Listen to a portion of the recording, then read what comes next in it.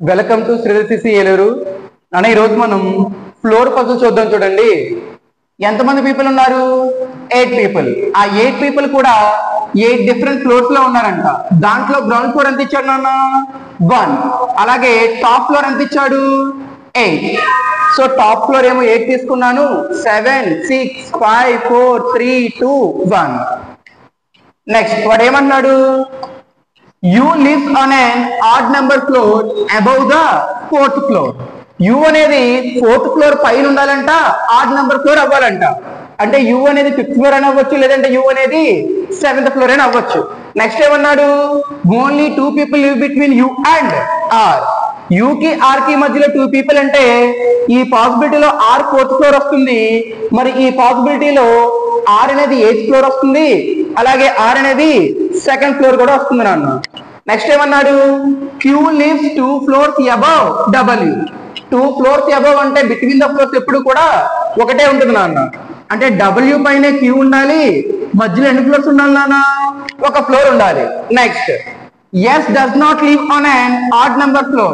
S అనేది odd number floor కాకపోతే even number floor తీసుకోవాలి. సో S అనేది ఏంటి నాన్న? ఈవెన్ నెంబర్ ఫ్లోర్ అంట. నెక్స్ట్ ఏమంటున్నాడు? V lives immediately above W. W కి ఇమీడియట్లీ ఎవరు ఉండాలంట? V ఉండాలి. అంటే ఈ QVW అనేవి కాంజిక్యూటివ్ ప్లేసెస్ లో రావాలి. ఓకే, ఒకసారి ఇక్కడ పాసిబిలిటీకి వెళ్తేనన్నా ఈ ఫస్ట్ పాసిబిలిటీలో QVW ఇక్కడ తప్ప ఎక్కడ కూడా పాసిబిలిటీ లేదు. అండ్ ఈ థర్డ్ పాసిబిలిటీలో QVW తప్ప ఇంకెక్కడ కూడా పాసిబిలిటీ లేదు. అండ్ ఈ సెకండ్ పాసిబిలిటీకి వచ్చేటప్పటికి QVW ఇక్కడైనా తీసుకోవచ్చు, లేదంటే QVW ఇక్కడైనా తీసుకోవచ్చు. చూస్తాను ఇంకా. నెక్స్ట్ ఏమన్నాడు? S lives above Q but not immediately. Q పైన ఎవరు ఉండాలంట? S ఉండాలి. సో ఆ పాసిబిలిటీ ప్రకారం ఇది పోయిందా లేదా నాన్న? పోయింది. Q పైన S ఉండాలి, బట్ వీళ్ళిద్దరు కూడా ఇమీడియట్ కాదు అంట. ఓకే, నెక్స్ట్ ఏమన్నా నాన్న?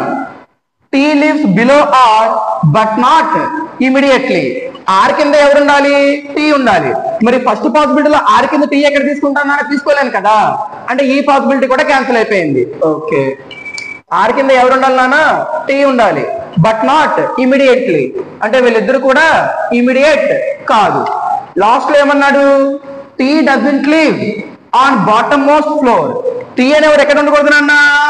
బాటమ్ మోస్ట్ ఫ్లోర్ లో ఉండకూడదు. ఓకే, ఒకసారి చూడండి నాన్న. ఇక్కడ ఒకవేళ Q అనేవాడిని ఇక్కడ ఇక్కడ ఇక్కడ తీసుకున్నాను అనుకో, QVW వస్తాయి. అప్పుడు Q కింద ఎవరు ఉండాలి? Q పైన ఎవరు ఉండాలి? S ఉండాలి. S అనేవాడు ఈవెన్ నెంబర్ ఫ్లోర్ అవ్వాలి, బట్ Q కి ఇమీడియట్ ఫ్లోర్ కాకూడదు.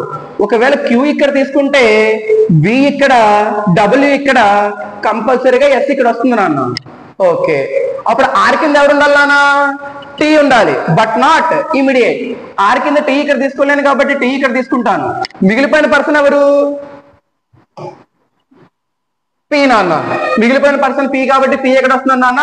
7th ఫ్లోర్ లో వస్తున్నాడు.